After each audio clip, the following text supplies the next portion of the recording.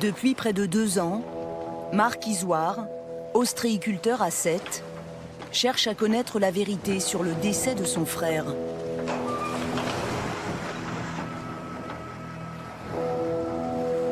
Patrick a été retrouvé mort il y a 2 ans. Il avait 2 balles dans le corps.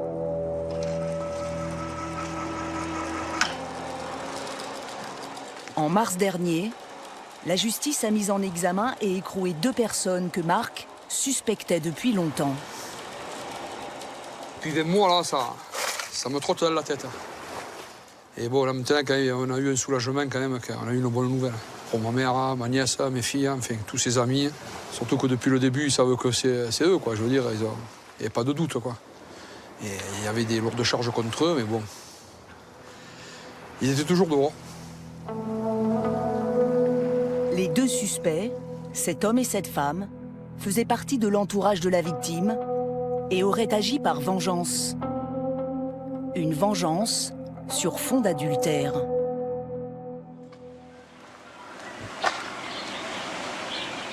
Divorcé, Patrick, 49 ans, vivait dans cette cité avec sa mère.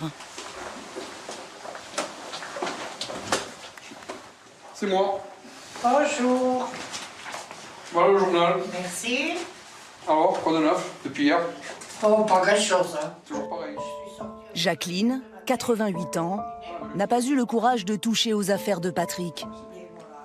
Il avait installé sa chambre dans une partie du salon.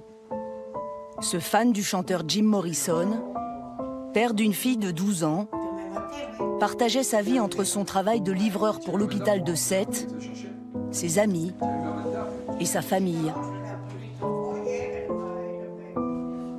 Le 23 juin 2014, Jacqueline ne s'inquiète pas quand son fils ne rentre pas à la maison.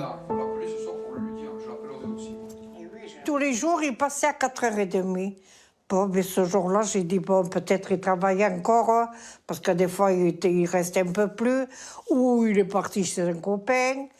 Ça vie privée, ça me regardait pas, hein, dans le fond. Le lendemain, à 7h, on tient personne. Hein. À 11h, j'ai appelé à l'hôpital. Il n'était pas là. Hop. Là, on a commencé, et après, c'est lui qui a pris tout en main, et voilà. Par les copains de son frère, Marc apprend que celui-ci avait rendez-vous avec une femme en face du cimetière. Il retrouve son scooter à cette station-service avec à l'intérieur son téléphone. Le portable, bon, moi je l'ai pris et j'ai regardé là un peu là, les numéros et je suis tombé sur la fille avec qui il avait rendez-vous. Et cette fille là, je lui ai dit, c'est toi qui as eu rendez-vous avec mon frère au cimetière? Elle me dit oui. Et j'ai dit, qu'est-ce que vous avez fait au cimetière? Elle me dit, on est resté devant le cimetière hein, et on est partis chacun d'un côté. Voilà, il m'a laissé en plan, elle me dit. Voilà. Une enquête pour disparition inquiétante est alors ouverte. Et les policiers s'intéressent tout de suite à la jeune femme. A priori, la dernière personne à avoir vu Patrick. Elle s'appelle Audrey. Elle a 33 ans. Il y a 6 ans, elle a eu une courte aventure avec Patrick. Audrey l'a recontacté 2 semaines avant sa disparition. Patrick, d'ordinaire discret sur sa vie amoureuse, en avait parlé à Philippe, un de ses copains de belote. Et il m'a demandé d'écouter un appel téléphonique qu'il avait reçu dans l'après-midi. C'était une femme, une demoiselle, qui lui disait qu'elle pensait beaucoup à lui, qu'elle aimerait le revoir pour boire un café, pour discuter. Il m'a demandé ce que j'en pensais. Moi, je dis, Patrick, c'est pas que pour le café qu'elle veut te voir. En principe, il y a autre chose en dessous. Il m'a dit ce que je pensais, mais je voulais ton avis. Mais il a rajouté, ça m'étonne parce que j'avais plus de contact avec elle. Du jour au lendemain, elle me contacte. Les policiers sont intrigués par cette envie soudaine, mais surtout par les relevés téléphoniques de la jeune femme. Avant la disparition de Patrick, à chaque fois qu'elle l'appelle, elle prend immédiatement contact avec un ami, un coiffeur à domicile de la région, un certain Rémi, à qui elle semble rendre compte. Interrogés par la police, Rémi et Audrey nient toute implication dans l'affaire. Après 46 heures de garde à vue, ils sont remis en liberté.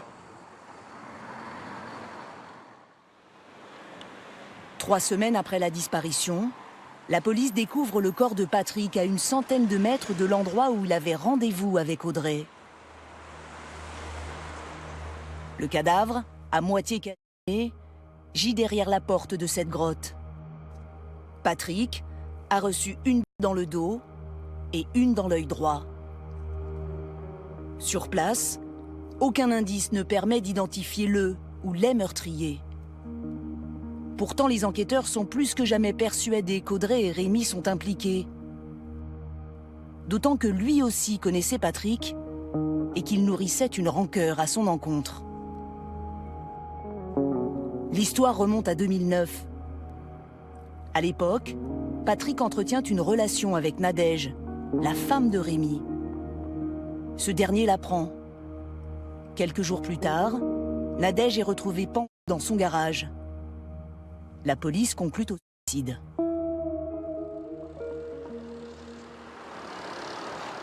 Après la mort de Nadège, Patrick a raconté à Lucien, son collègue, avoir été menacé par le mari trompé. Rémi est allé chez Patrick et avoir une discussion avec lui faire un scandale. Et il lui a dit texto, tu le paieras. Un mobile, un faisceau d'indices, mais pas de preuves. Le duo est laissé libre. Mais en mars dernier, une femme se présente dans un commissariat de Montpellier. Elle affirme qu'Audrey se serait confiée à elle. Audrey aurait été présente sur la scène de crime.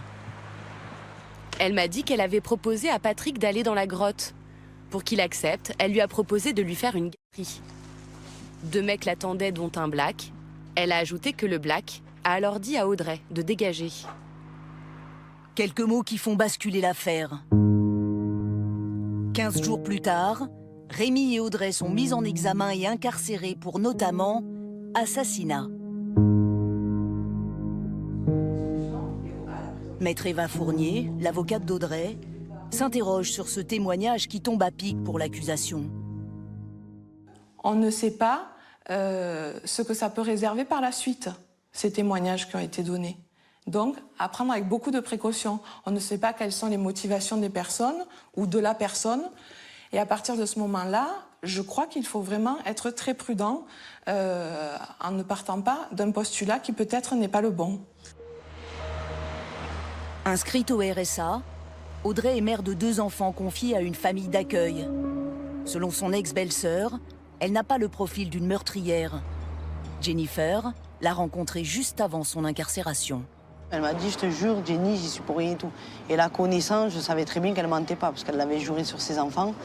Elle l'a même dit à sa tante, son cousin et tout. Et nous, on la croit parce que je vous dis, on la connaît tellement qu'on ne la croit pas capable d'une chose pareille. C'est pas possible, c'est pas elle. Je veux dire, la violence, elle n'a jamais aimé ça. Étant petite, elle a subi la violence. Elle n'a jamais levé la main sur ses enfants. Donc, moi, je pense qu'elle y est pour rien. Et soit elle a été manipulée, ou voilà, je reviendrai toujours pareil. C'est une fille très vulnérable et influençable et naïve. L'avocate de Rémi, maître Anne Sevenier, estime que son client fait figure de coupable idéal. Moi, ce que je veux, c'est surtout qu'on explore toutes les pistes de ce dossier. Alors qu'aujourd'hui, mon client est incarcéré, qu'il clame son innocence, qu'il vit cette situation de manière injuste, et quelle que soit l'issue de ce dossier doit être traité dans des conditions de sérénité, de façon à ce que le dossier ne soit pas complètement centré sur mon client. Quel aurait été le rôle d'Audrey? Y aurait-il un 3e suspect? La justice se pose aussi des questions sur le suicide de Nadège, la femme de Rémi. Elle a même décidé de rouvrir le dossier.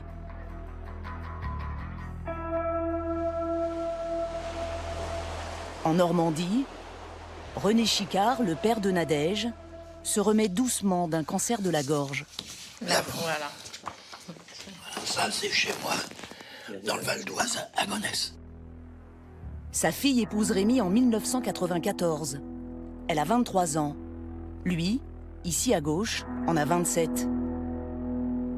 Rémi a toujours affirmé que sa femme a mis fin à ce jour car elle était rongée par la culpabilité de l'avoir trompé.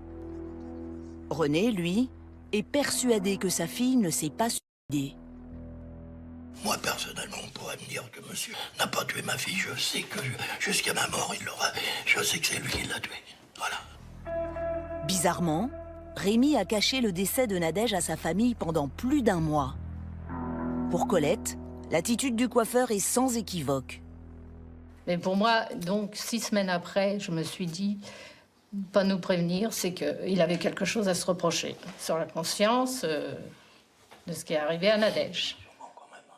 À l'époque, la justice avait classé l'affaire, même si selon les parents, dans le rapport du médecin légiste, il y avait une phrase ambiguë. Alors, les conclusions. Si l'hypothèse suicidaire semble la plus probable, l'intervention d'un tiers dans la genèse du décès ne peut pas totalement être exclue. Donc j'avais plus de doute pour Nadège. Pour moi, c'était pas un suicide, une pendaison, mais on pouvait mettre entre guillemets suicide. Impossible pour la justice de procéder à des expertises complémentaires. Nadège a été incinérée à la demande de son mari. Depuis leur incarcération, Rémi et Audrey ont déposé chacun une demande de remise en liberté. Les deux ont été refusés.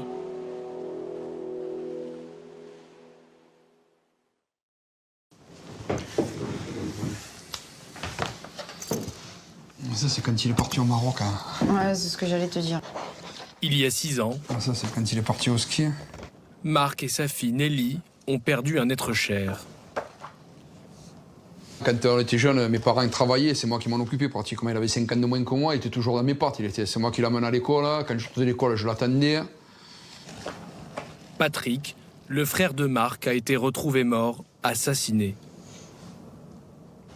C'était quelqu'un qui était apprécié de beaucoup de gens. C'est un bon vivant. Il aimait les gens et les gens l'aimaient en retour. Hein. Ouais. Jamais on a pensé à un truc comme ça. Jamais. Il n'est pas d'ennemi. Hein.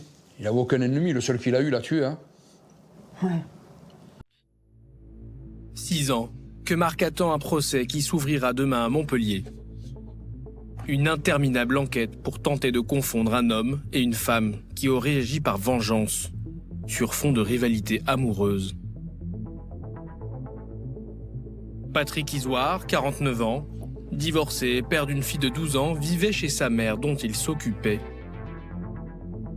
Une vie simple, passée entre son travail de livreur à l'hôpital, ses amis et sa famille. Le mardi 24 juin 2014, Marc, son frère, reçoit un appel.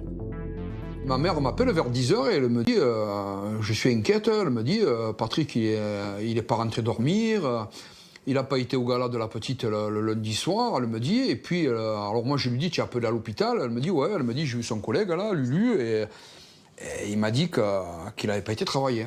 Ça m'a inquiété quand même, le fait de...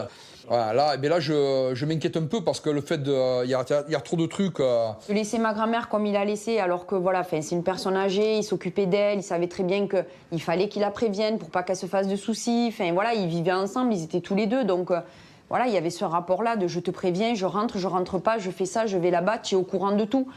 Et là, que ma grand-mère ait pas de nouvelles, pour moi déjà, c'était pas possible, quoi. Marc apprend par des copains de Patrick que la veille, son frère avait rendez-vous avec une jeune femme dans cette rue, à l'entrée du cimetière. Sur place, Marc retrouve le scooter de son frère et dans le coffre, son portefeuille et son téléphone portable. Le portable, bon, moi je l'ai pris et j'ai regardé là un peu là, les numéros et je suis tombé sur la fille avec qui il avait rendez-vous. Et cette fille-là, je lui ai dit, c'est toi qui as eu rendez-vous avec mon frère au cimetière? Elle me dit oui. Et j'ai dit, qu'est-ce que vous avez fait au cimetière? Elle me dit, on est resté devant le cimetière hein, et on est parti chacun d'un côté. Ouais, il m'a laissé en plan, elle me dit. Voilà. Cette jeune femme, Audrey Louvet, est mère de 2 enfants. Une sétoise de 33 ans qui alterne les petits boulots et vit des minima sociaux. Elle a eu une aventure avec Patrick 7 ans auparavant et avait pris contact avec lui seulement 15 jours avant sa disparition.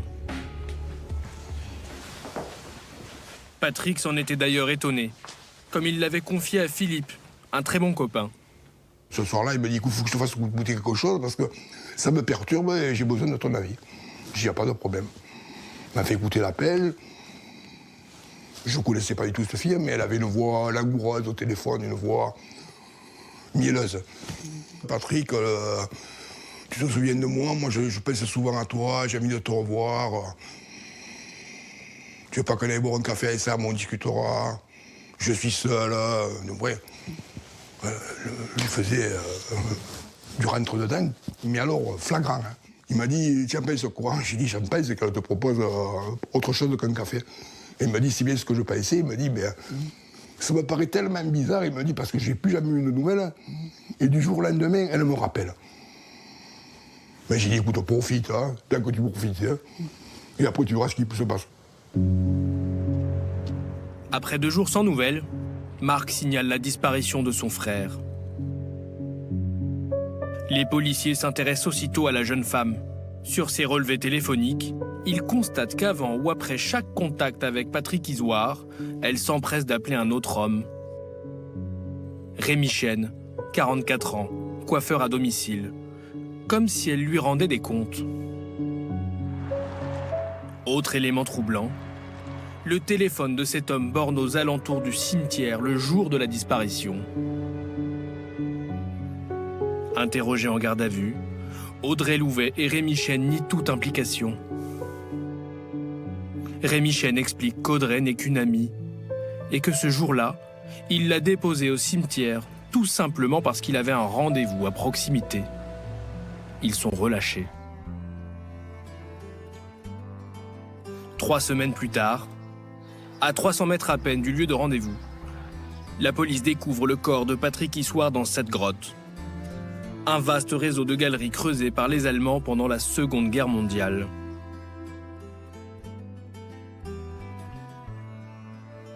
Dans cette petite cavité, son cadavre est retrouvé ligoté, partiellement brûlé, la tête recouverte d'un sac plastique. Patrick Isoard a été abattu d'une balle dans le dos et d'une autre dans la tête.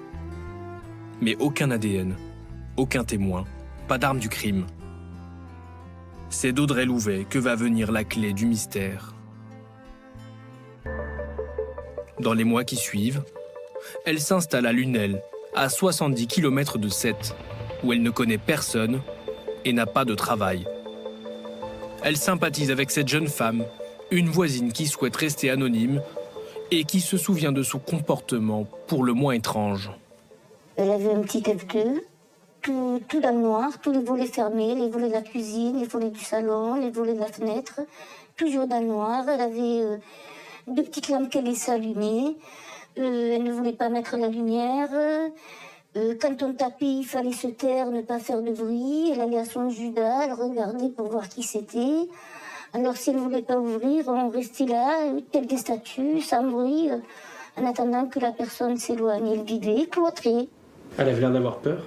Elle avait peur. Mais vous saviez de quoi? Absolument pas. À sa voisine, Audrey parle sans arrêt du meurtre de Patrick Isoard. Elle évoque aussi souvent l'un de ses amis, Rémi Chêne, qu'elle finit par accuser. Ce dernier lui aurait demandé d'attirer Patrick dans la grotte.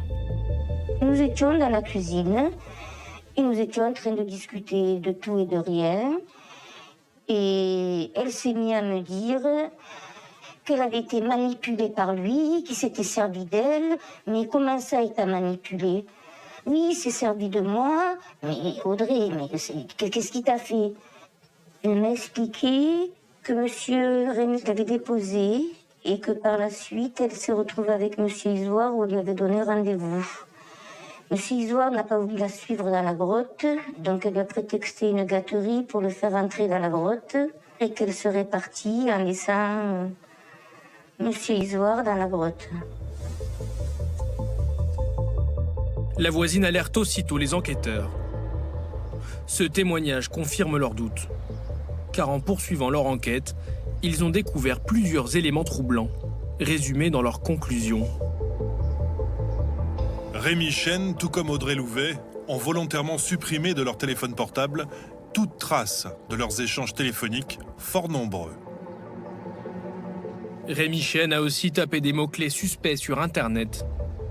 Alibi, attiré, cartouche, cimetière, enflammé, preuve.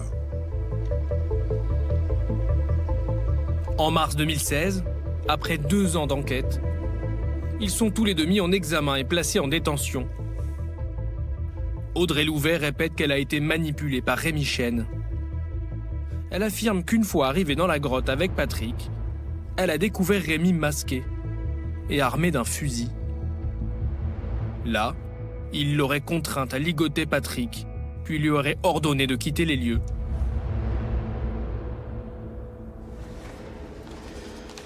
Pourquoi se serait-elle prêtée à ce jeu sordide? Selon son avocate, Rémi lui aurait juré que Patrick lui devait beaucoup d'argent et qu'il voulait simplement lui faire peur. Ce qui est sûr, c'est qu'elle, au moment où elle accepte de faire ça, elle n'imagine pas une seule seconde que ça va avoir comme résultat final le décès d'un homme. Ça, c'est une certitude. Je pense que quand on le raconte comme ça, on se dit mais n'importe quoi, personne n'aurait cru un truc comme ça. Mais quand on connaît la personnalité d'Audrey, qui est quelqu'un qui fait confiance en fait, et dans le cadre des expertises, je veux dire, c'est implacable. C'est-à-dire qu'il y a des carences au plan affectif qui ont fait qu'elle s'est construite avec ces carences et qui fait que elle en demande d'affection, d'amour et d'attention. Et donc, quand quelqu'un s'intéresse à elle, prend de ses nouvelles, et surtout quand quelqu'un a besoin d'elle, ce qui n'est certainement jamais arrivé dans sa vie, à part ses enfants en sa qualité de maman, elle, en fait, elle remet pas du tout en question. À aucun moment, elle ne remet en question le fait que ce qu'il lui dit peut ne pas être vrai. De son côté, Rémi Chêne continue de nier les faits. Ses recherches sur Internet? Une coïncidence. Les messages effacés? Un hasard. Et pour l'avocat de Rémi Chêne, Audrey Louvet a trop souvent changé de version pour être crédible. La stratégie de défense a changé. Elle n'est plus innocente, elle est victime. Elle n'est plus innocente, elle a été manipulée. Et à partir de là, sa stratégie, ça va être de dire « c'est pas moi ». Alors j'ai une petite part de responsabilité, mais le coupable, c'est Chêne. Rémi Chêne comparé devant la cour d'assises de l'Hérault sur la seule base des déclarations d'Audrey Louvet. On n'a trouvé aucune arme, et surtout, on n'a pas trouvé son ADN dans cette grotte. La justice est pourtant convaincue que Rémi Chêne a organisé le meurtre de Patrick Isoire. Elle aurait même trouvé le mobile. La vengeance d'un adultère vieux de 5 ans. Car surprise, Patrick, la victime, avait une liaison avec Nadège, la femme de Rémi, 5 ans plus tôt. Patrick et Nadège travaillaient ensemble à l'hôpital de Sète. Un jour de juillet 2009, à l'issue d'un pot entre collègues, et après plusieurs semaines de flirt, ils ont une relation intime. Le lendemain, Nadège est retrouvée chez elle pendue dans son garage. Rémi dit l'avoir découverte au réveil. Et à côté d'elle, soigneusement posée, son alliance, sa montre et cette lettre manuscrite. Pour Jean-Marc Darrigade, l'avocat des proches de Patrick, le contenu de cette lettre pose aujourd'hui question. Là, ce qui est intéressant, c'est ça. Rémi, j'ai vraiment de profonds regrets de ce qui s'est passé, car je t'ai trompé.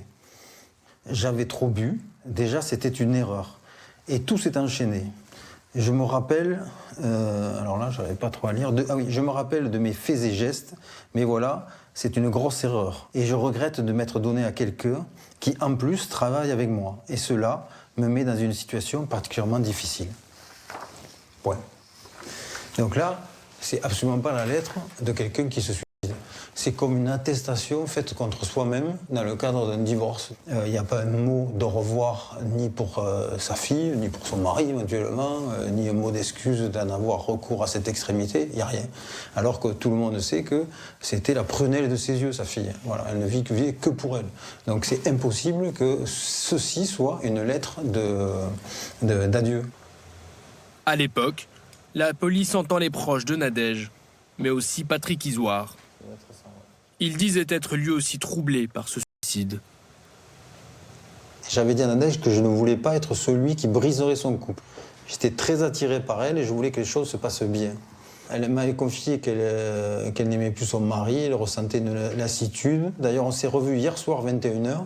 Elle est passée me chercher en voiture, on a discuté. Là, elle m'a demandé si je voulais que notre relation perdure. Je lui ai confirmé en lui disant que je l'aimais. On est resté un quart d'heure ensemble, on s'est embrassés et serrés dans les bras. Et elle m'a dit de ne pas m'inquiéter, qu'avec son mari, elle voulait rompre, mais tout doucement. Elle voulait laisser du temps à son mari. Elle m'a dit également qu'elle se sentait bien avec moi. Pour l'accusation, aucun doute. Rémi Chesne se serait vengé en tuant d'abord sa femme, puis son amant, 5 ans plus tard. Laurine, 22 ans, est l'unique fille de Rémi Chesne et de Nadège. Elle ne croit pas une seule seconde à cette thèse. Elle avait 11 ans à la mort de sa mère. Les derniers temps, ma maman n'allait pas très bien. Elle se disait possédée par des sorciers, donc elle se sentait pas bien dans sa peau et elle faisait énormément de crises de somnambulisme, mais des très très grosses crises de somnambulisme. Donc non, c'est très compliqué pour moi, puisque d'autant plus qu'au moment de son suicide, j'étais dans la maison, donc je sais très bien qu'il n'y a pas eu de dispute ou autre. Pour moi, mon père n'a rien à voir dans cette affaire et c'est pas un assassin envers personne. Et il a rien à voir avec quelconque meurtre, et voilà. L'avocat de Rémi Chesne, lui non plus, dit ne pas comprendre le mobile avancé par l'accusation. Quel homme faut-il être pour, 5 ans après, venir et se venger, se venger et tout perdre? Parce que si c'est le cas, il a tout perdu. Il a perdu sa fille, il a perdu sa femme, il a perdu sa liberté, il a perdu sa dignité. Il aurait tout perdu 5 ans après, alors qu'il est en train de se reconstruire. C'est le mobile, mais je trouve qu'il est très fragile. Une nouvelle enquête a été ouverte sur le suicide de Nadège. Elle est toujours en cours. Quant à l'affaire Patrick Isoire, Audrey Louvet et Rémi Chesne comparaîtront à partir de demain pour enlèvement, séquestration et assassinat. J'ai pas mal d'articles là. Après 6 ans d'attente, Marc Isoire, le frère de Patrick, attend cette journée comme une délivrance. Je veux revoir sa tête et qu'il y ait un prison jusqu'à la fin de ses jours, et puis voilà, quoi, qu'on n'en parle plus. S'il avoue, si c'est bien, s'il avoue pas, c'est pareil. Quand vous lisez le dossier, il n'y a aucun doute que c'est lui, quoi. Avec tout ce qu'ils ont, si lui s'en sort, on peut tuer les gens. Il n'y a aucun problème. C'est... Non, je suis confiant. Je languis déjà d'y être au procès le dernier jour. Audrey Louvet et Rémi Chesne encourent la réclusion à perpétuité.